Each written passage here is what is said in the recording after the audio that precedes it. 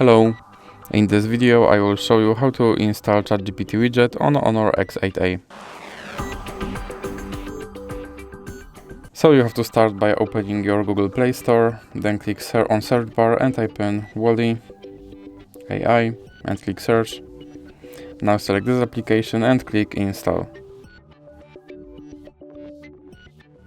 Now click open and click this button to skip introduction, then click not now and click open permissions.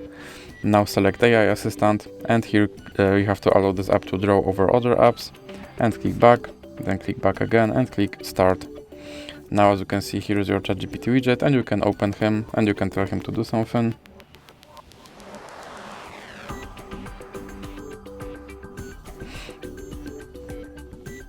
And as you can see, he responded.